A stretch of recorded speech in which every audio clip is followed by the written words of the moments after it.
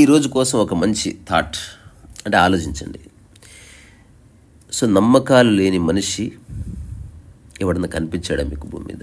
పోనీ మనలో ఎంతోమందికి ఎన్నో రకాల నమ్మకాలు ఉంటాయి. సో నమ్మకాలు ఉండటం వల్ల మనిషి కొరిగేది ఏమిటి?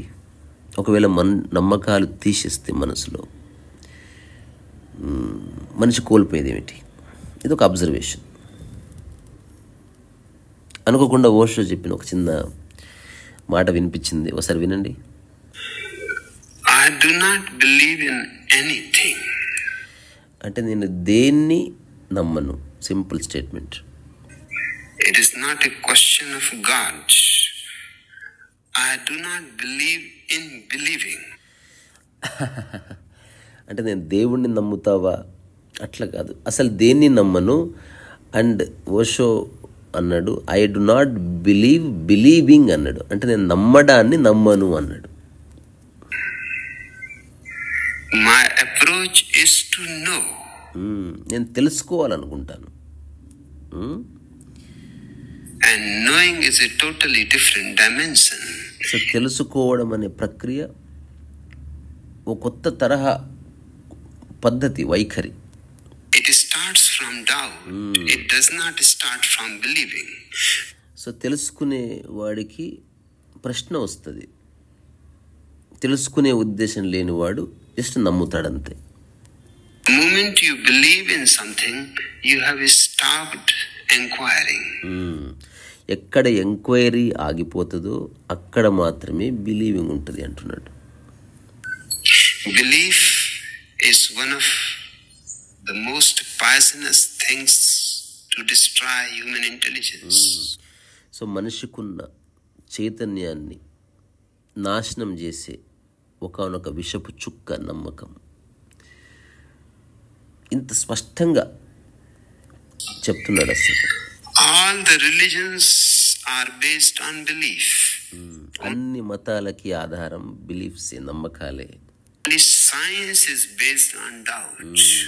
సైన్స్ అనేది ఇంత ఫ్లోరిష్ అవ్వడానికి కారణం సంశయం, ప్రశ్న, ఎంక్వైరీ.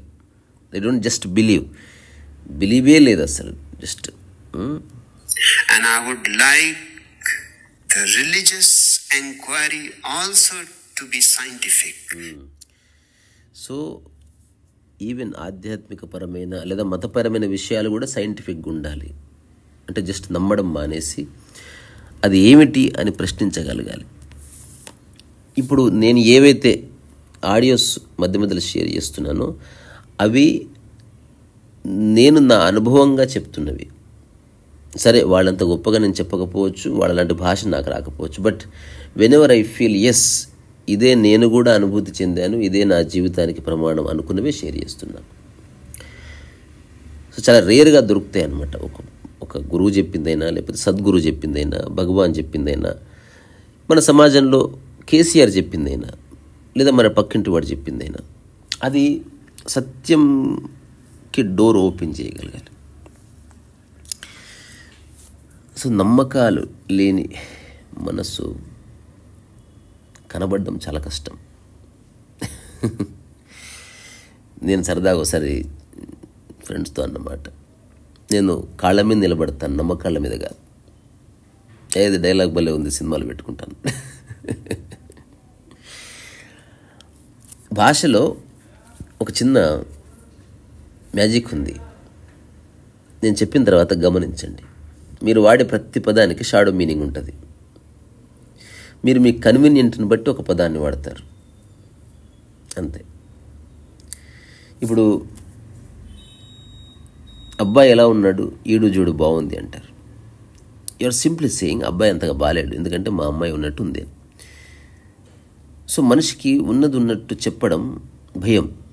పోనీ చెప్తున్నప్పుడు అది కమ్యూనికేషన్ స్కిల్స్లో ఒక భాగం. ఎవరికి హర్ట్ కాకుండా ఎంత గొప్ప విషయాన్నైనా చెప్పొచ్చు. అసలు ఎవరన్నా మరణిస్తే ప్రతి ఒక్కరు అనుకుంటారు ఈ విషయం ఎలా చెప్పాలి కుటుంబ సభ్యులకి, బట్ ఎవరో ఒకరు చెప్తారు కదా, ఓ పెద్ద మనిషి వచ్చి. The communicator, best communicator will do that. So ప్రతి పదానికి ఒక షాడో మీనింగ్ ఉంటుంది, షాడో వర్డ్ ఉంటుంది. ఫర్ ఎగ్జాంపుల్, ఎక్కడెక్కడ మనం నమ్మకం అంటున్నామో అక్కడక్కడ మనం యాక్చువల్గా చెప్తున్నాం నాకు సంశయం ఉంది అని. సో బిలీవింగ్ యొక్క షాడో మీనింగ్ డౌట్ అనమాట. చైనీస్ కల్చర్లో యాంజియోగ్రామ్స్ ఉంటాయి. అంటే ఏదన్నా ఇప్పుడు మనం బిళ్ళ వేసుకుంటాం కదా మెడలో, ఒక బిళ్ళ ఫ్రంట్ సైడ్ ఒక ఇమేజ్ ఉంటుంది, బ్యాక్స్లో ఒక మంత్రం ఉంటుంది. ఓకే, ఇటుపక్క మమ్మీ ఉంటే అటుపక్క డాడీ ఉంటుంది. సో ఒక బిళ్ళ మీద రాస్తుంది ఆపర్చునిటీ, దాని బ్యాక్ సైడ్ రాస్తుంటుంది డేంజర్. అంటే ఎక్కడ నీకు ఆపర్చునిటీ ఉందో అక్కడ డేంజర్ ఉంది. ఫ్రెండ్ బ్యాక్ సైడ్ రాసి ఉంటుంది ఎనిమీ. అంటే whoso ever you think a good friend, వాడు భవిష్యత్తులో ఎప్పుడైనా ఎనిమీ కావచ్చు. సో అట్లాగే బిలీవింగ్ అన్న చోట డౌట్ అని ఉంటుంది అనమాట. నువ్వు ఎంత బలంగా నమ్ముతుంటే అంత డౌట్ ఉంది. నాకు జాబ్ వస్తుందని నమ్మకం, అంటే వస్తుందో రాదో అని డౌట్ అని చెప్తున్నావు. ఎంత డౌట్ ఉంటే అంత కాన్ఫిడెన్స్ ఉంటుంది. He is a very confident man అని దాని అర్థం తెలిసి he is very doubtful man. Look at Ramana Maharshi. నేను ఇది ఆర్జీవి ఇంటర్వ్యూలో చెప్పినప్పుడు చాలామంది అడిగారు, అసలు ఆ స్టేట్మెంట్ లేదు భూమి మీద. అంటే ఎవరు ఎంక్వైరీ చేయట్లేదు, they just use the words for words sake. నాకు కాన్ఫిడెన్స్ లేదు, డెడికేషన్ లేదు, విల్ పవర్ లేదన్నాను. ఇప్పుడు కూడా చెప్తున్నా, మీరు ఆలోచిస్తే తప్ప జవాబు తెలియదు దానికి. జీవించడానికి కాన్ఫిడెన్స్ అక్కర్లేదు. నువ్వు ఏ పని చేస్తున్నావో ఆ పని సమగ్రంగా చేయడానికి కాన్ఫిడెన్స్ అక్కర్లేదు. నీ మనసులో డిస్క్రిమినేషన్ లేదు, నీకు ఎక్స్పెక్టేషన్ లేకపోతే కాన్ఫిడెన్స్ అక్కర్లేదు. నువ్వు జస్ట్ పని చేస్తూ పో, నిజమైన ప్రగతి సహజంగా ఆవిర్భావం జరుగుతుంది. ఒక మర్రి చెట్టు పెరిగినట్టు నీలో ఒక పొటెన్షియల్ పెరగాలి, ఆర్ట్ పెరగాలి, అంతే తప్ప నువ్వు దాన్ని ఇంపోజ్ చేయలేవు. సో ఇంపోజ్ చేసినప్పుడు అది బర్డెన్ అవుతుంది. That is not yours. So life so simple అని మనకు చిన్నప్పటి నుంచి చెప్పింటే బాగుండేది. ఉద్యోగం చేసినా ఏమి కాదురా, ఏమీ కాదు, ఏమవుతుందిరా, మామూలు సాదాసీదా మనిషి చెప్పులు కుట్టుకున్నా, ఇడ్లీ చేసినా, మీ అన్న ఐఏఎస్ అయినా, అది వృత్తిపరమైన తేడాలు, అందరికీ సమాన గౌరవం ఉంటుంది సమాజంలో అని చెప్పింటే అసలు ఈ చెత్తంతా ఉంది పోయేది. తర్వాత గొప్పగా బతకడం కాదురా, కొత్తగా బతకాలి మనిషి.